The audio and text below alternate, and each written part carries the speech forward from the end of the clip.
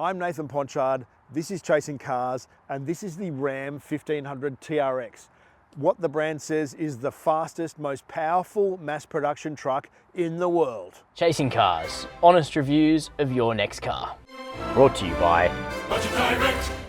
TRX, you might ask? It's not named after a Nissan Bluebird, it is named after Tyrannosaurus Rex, TRX. So it's kind of cool that the brand is actually admitting that this enormous supercharged V8 dinosaur is named after a dinosaur, and there's even a picture of a dinosaur inside the cabin, as we shall see when we get in it, because this thing really is the largest, most intimidating beast of its kind. But what we're looking at here is something that is supersized, just like the TRX itself.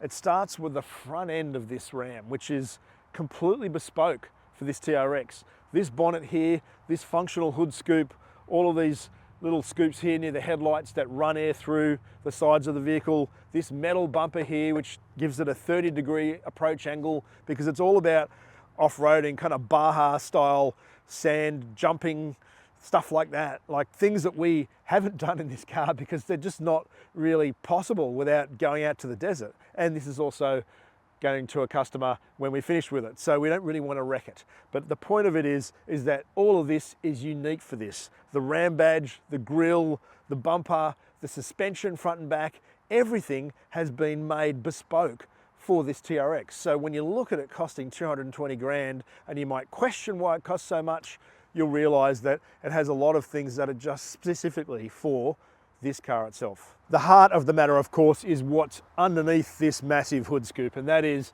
a 6.2 litre supercharged V8, because it's written right here, 523 kilowatts, 882 Newton meters.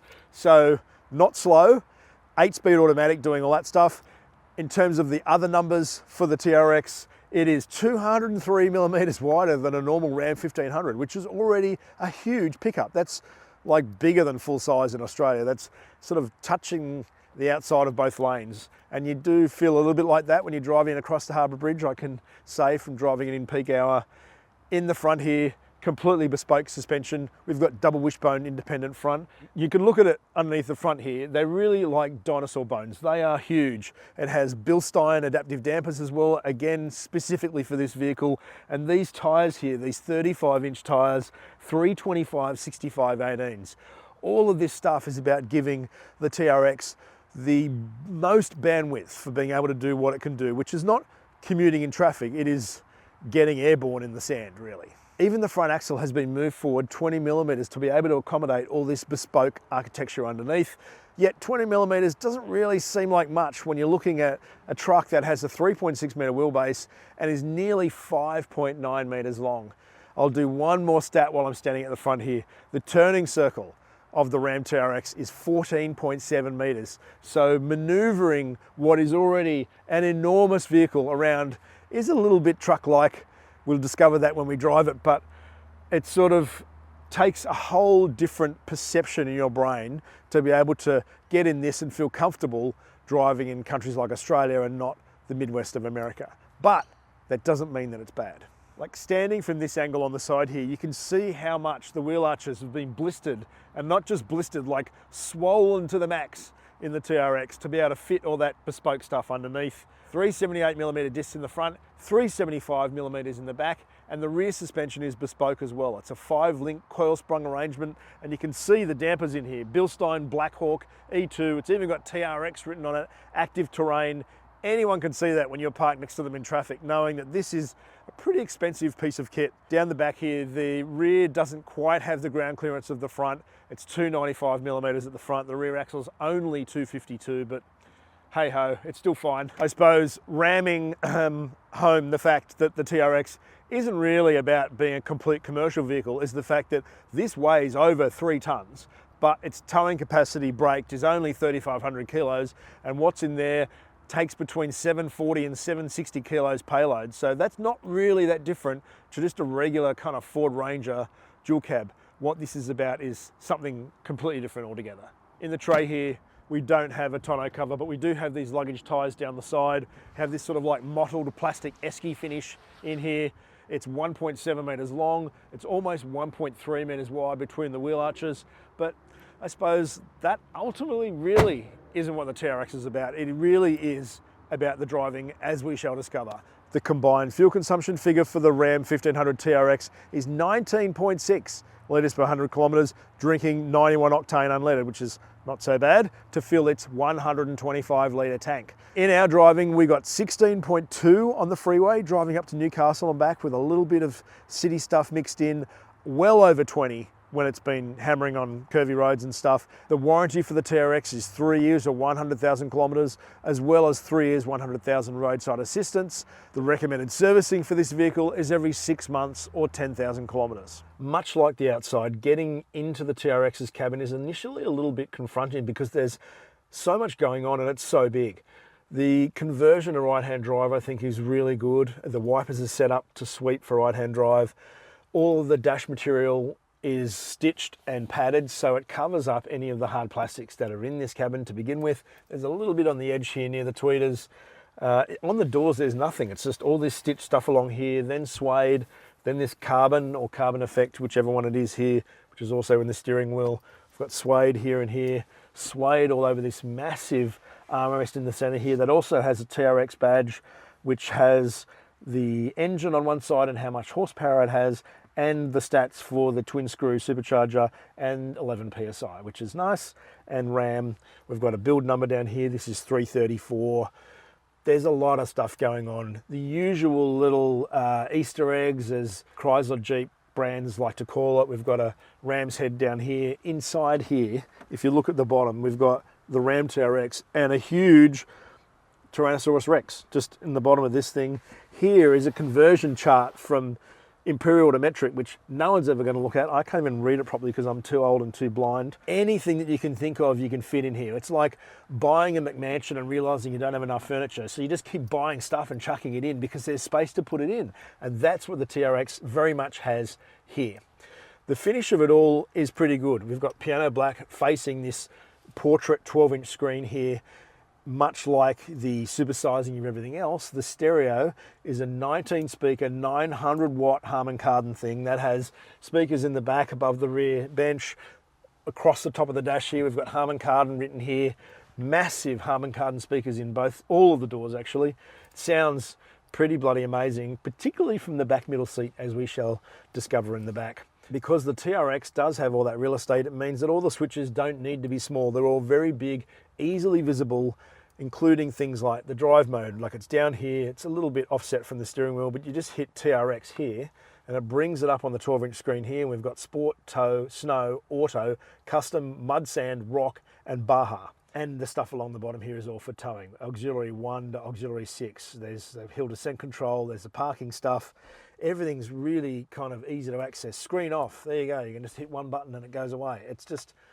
It's all there. And the seats themselves, 8-way electric for both front passengers with heating and cooling, like I mentioned, and these little headrests that kind of clink all the way forward, like Chryslers have done for quite some time now, are really, really comfortable and give you this, I suppose, an elevated view of what is still blocked by that massive hood scoop in front of you. One thing that no one will ever ask in a Ram TRX is, can you please move your seat forward because I don't have enough leg room? This is insane. This back seat is just outstanding. It has the most comfortable center seat of any car I think I've ever sat in because it's virtually like 3 buckets, it's so wide. The view from here also is amazing with this full dual pane sunroof. You're up and above the seats in front. These windows go all the way down. We've got Harman Kardon speakers above the back passengers in here. We've got fan cooling and heating on both outside seats. Got 2 USB-A's, 2 USB-C's, ventilation, 2 map pockets, B-pillar grab handles. You could spend hours in here and really not complain, although if you're a kid you probably still will anyway. In the center here we've got this that kind of clips down, brings down this huge armrest, suede on here, another little panel underneath, a pair of cup holders to match the 2 that I mentioned before that are at the back of the center console here. In the door, I can easily fit my coconut water in the hole, although there's a bit more room in there. And there's another little tray underneath the sort of the grab handle here. And in terms of all the quality, there's even a little bit of material stitching on the grab handles. All the doors are all stitched trim with suede. really not that much hard plastic, just around the bottom of the door, and that's it. This is all suede on the backs of the front seats. The material in the back is the same as the front, perforated suede on the side, perforated leather in the middle. It feels like a full luxe truck, which is exactly what it is. And if you need to carry something big inside that is not sort of going to smash around in the tray, you can easily lift these seats up and the cushions come up and clip up to the back, kind of like a Honda, and give you all of this space to use. This is like movie theater worthy. Now, the heart of the matter in the TRX, and something that is ever present every time you drive it, which I'm sure you can hear right now, is the blower whine from that 6.2 litre supercharged V8. When you're from a standing start, the first gear is so low that it really is quite towy, and so you need to be conscious of the fact that you need to be fairly gentle with the way that you accelerate, or it'll just sort of shakes all your passengers about. Similar with the brakes at lower speeds, but you can drive it smoothly. It is all about the first gear though, really launching off the line. Ram claims 0 to 100, although they also claim 0 to 60 miles per hour in the same time, which is 4.5 seconds, which is, let's be honest, quick, especially in something that's 6 meters long and weighs 3 tons. The quarter mile claim is 12.9 seconds at 173 kilometers an hour terminal speed, but the tyres on the Australian Ram TRX are really kind of limited to 159. So they claim a top speed of 159 because that's all the tyres are really good for. They're very knobbly and they're very off-road focused, whereas the American car can do 190. I was kind of thinking the 159 might be in miles per hour considering it's so quick, but turns out no. The outputs of the engine, 523 kilowatts at 6,100 and 882 newton meters at 4,200, is really quite a lot. And just while we slow down here, I'm just going to do one stomp in sport mode in first, just to show you just how much this thing just... That's not even launch control.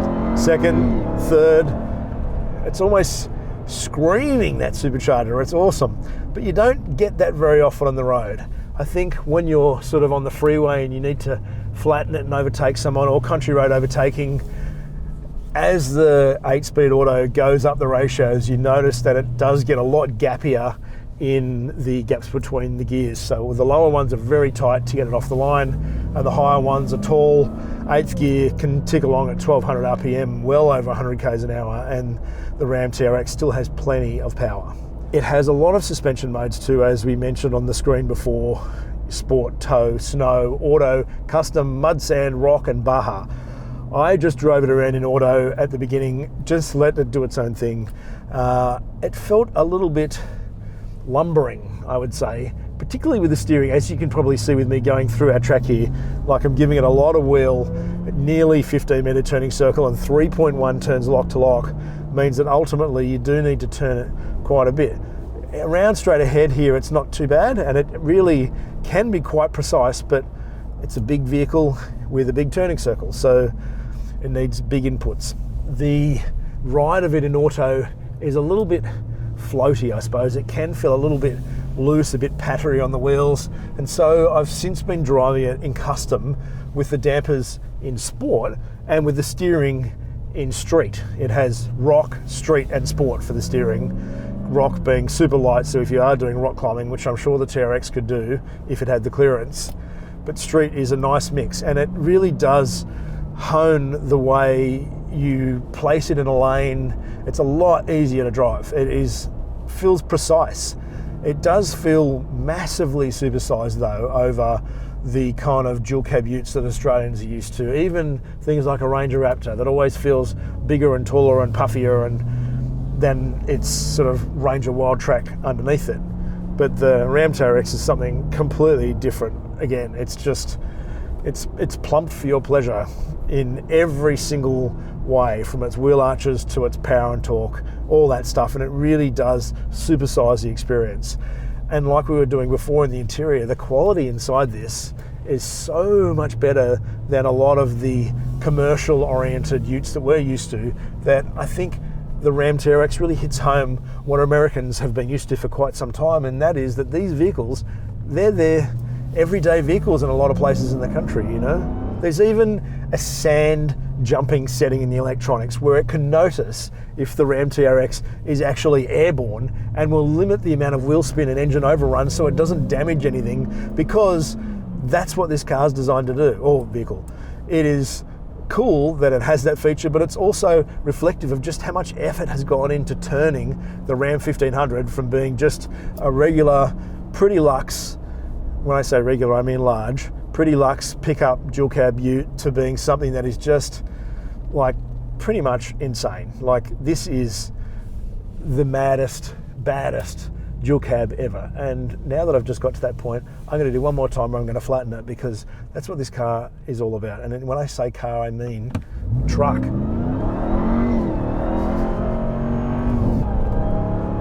I drove the Chevy Silverado ZR2 not that long ago and was pretty impressed with what that V8 pickup performance ute could do.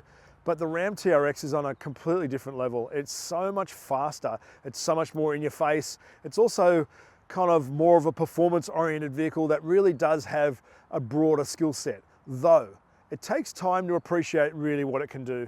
At the beginning, I was sort of thought, who would buy this ute? It's so expensive, it's kind of lumbering. I just felt a little bit intimidated by it, I'll be honest, because it's big, it's intimidating, from behind the wheel in particular, or when you're looking in the rearview mirror with it behind you. But the more that I've driven the TRX, the more I've come to appreciate just what it can do. It's actually a really lovable kind of vehicle in a very non-PC kind of way, and it is proudly non-PC. It's limited in supply, so not everyone's going to have one, and the people that come up and talk to you about it really kind of love it, which I was surprised about. So maybe don't drive to work in it every day, but for using it in your own recreational time, if you can afford the price of this vehicle, then this has so much to offer. If you haven't subscribed, please do so below the video. Hit the notification bell and tell us what you think about the dinosaur-themed Ram TRX or about chasing cars. Thanks for watching.